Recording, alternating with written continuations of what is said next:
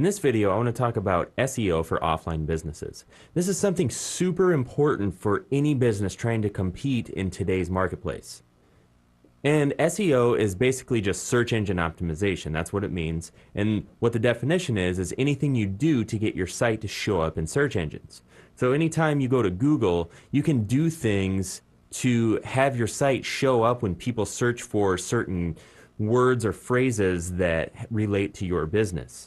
Even if you're an offline business with no sort of web services offered or anything, a web presence is still very important for you to be able to survive in today's world because so many things are based around the internet. So it only makes sense that your business would need to have a presence there as well. And the main search engine you want to focus on, because it gets so much of the search engine traffic, is Google. And they get about 90% of all search engine traffic in the world. That is a huge number, and that's why you mainly want to focus on them. And if you do well there, you'll probably do well in other search engines like Yahoo, Bing, and everything else. But don't really focus on them just because they're not the biggest one. Google gets most of the traffic, so if you had to focus all your efforts in one place to get the most bang for your buck, that's where you should focus. Ranking high in Google can get you tons of new leads, and leads from places you might not have thought of. And as I mentioned before, this is very important to being relevant in today's marketplace because so many people are online searching for things. Because as more and more people are on the internet searching for things, it becomes more important that they find you there too. Otherwise, they're not going to find you because people aren't just going out to, brick and mortar stores like they used to. They're looking for things online first, and then they go to the places that they find online. And if you're not online, you're kind of just really missing a huge portion of potential sales and customers and whatever it may be because of the fact that you're not online. So you definitely need to be there. And the way to get noticed online is through SEO. So let me take you over to Google and show you what exactly I'm talking about. So here we are at Google. So if you typed in something like hardware store, basically this is what comes up. And everything in the yellow on the top and over here on the right-hand side are paid ads. And that's something you can definitely look into if you want to take your SEO and online marketing efforts to the next level. But what we're talking about are all of these results right here. These are all organic search results. So that means they show up there by themselves just by what's on their website. So as you can see, I searched for hardware store and Ace Hardware came up first, True Value came up second, and then all of these Google Places listings right here. And these correspond to this map right over here. This is another very important thing that you want to have in your online arsenal. You want to make sure that your business is listed over here and all the contact info is listed there. So it makes it easy for people to find things they're searching for when they're searching for something that your business offers. So the object is always obviously to rank as high as you can in the search engines, but a lot of times it can be hard and it can seem pretty daunting. But I'm just going to show you a few simple tips that you can use in order to at least have a fighting chance. So if you have a website already, you might already have done some of this, but if you don't have a website or it's not optimized, here are the things that you want to concentrate on. Number one is keywords. And keywords are words that you pick that have to do with your business.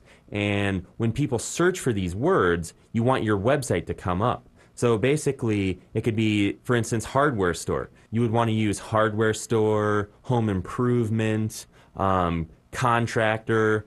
You just want to get into the mind of your customer and think, okay, if they were sitting down at the computer, what would they search to find my business?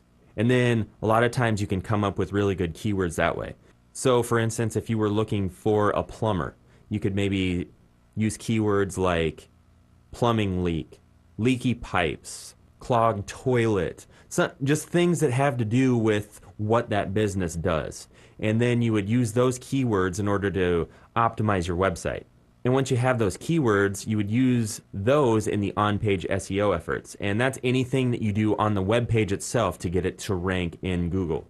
And that's things like structuring everything on your site to make it Google friendly. So you want to make sure everything's laid out in a nice, organized manner and that you provide easy ways for Google to index your site. And that's when they send out these robotic programs that go to your website and quote unquote crawl it in order to find out what kind of content is on there, how many pages there are, and everything like that. There's ways that you can structure all that so when the bots do come to your site and they crawl it, it's easy for them to report back to Google to get it to rank. The next thing you want to pay attention to is content. And what kind of content does your site have on it? Is it relevant to the keywords that you're using? Let's use the plumber example again. Say for instance I had a website, but all the content on there was about home improvement and there was hardly anything on there about plumbing or a clogged toilet or whatever the keywords I mentioned before were. Basically, that wouldn't be relevant to the keywords I was going for, and I would either need to choose new keywords or start structuring the content geared towards those keywords and having to do with clogged toilets, leaky pipes, or plumbing repair, whatever it may be. You just want to use those keywords in the content that you have on your site, so when the bots see the content you have there, they'll be like, oh, well, the keywords that he's trying to rank for and that are in his site match and are relevant to each other, so this is a good site. And finally, does the content you have on your site offer value to people visiting it? If it's just stuff that doesn't make sense and it's just stuff full of keywords, and if you read it out loud it doesn't make any sense, doesn't sound like somebody who spoke English wrote it or whatever, you get penalized for that. So you want to make sure that you have a lot of high quality content on your actual website.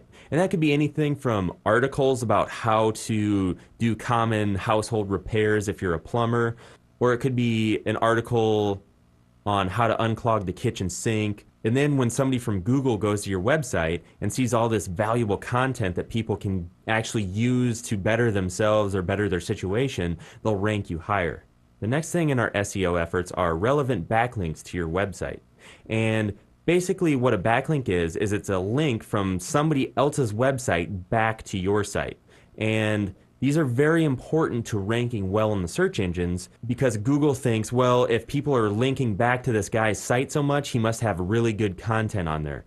And that's the way that you get a lot of backlinks to your site, is you offer great content that people want to link to.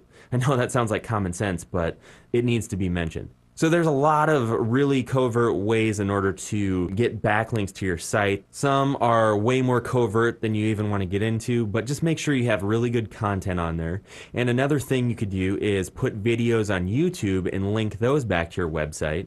And then you could also create Facebook, Twitter, LinkedIn, and other social media accounts to link back to your main site from your profile. Another note on YouTube is it's a really good method to get a lot of really good backlinks because it's the #2 search engine used behind Google. So there's a lot of people on YouTube. For instance, again, if you're a plumber, that's a really good way to get a lot of views on your video. Make a video how to install a water heater, and the next time you're installing one of those, just film the whole process. It doesn't have to be a really good video, just show people what to do so they could do it. And I know that sounds like, well, I don't want to give away all my trade secrets, but chances are people aren't going to do this anyway, but they're going to find your business through that video because they're going to want to pay you to do it instead of screwing something up themselves. And the last thing I'm going to touch on again is Google Places. And again, this is a really good way to get traffic back to your website because, as I showed you on Google, it puts your business information on the interactive map that shows up in the search results, and it had all of those little spots right in the middle of the search results. So if somebody local is searching for a business similar to yours, they're going to see you come up on the Google Places map and in the Google Places listing, and they're going to click on your results because they know that you're local and they need somebody now. This is a very important part of SEO because it helps potential customers find your place of business, whether it be while they're sitting at home looking on the computer or on their mobile phone or whatever it may be while they're out on the go. Whether you're an online or offline business, SEO is very important to your overall strategy because as more and more people are using the internet to find information about what they need, the more important it becomes for you to rank higher so they can find your business.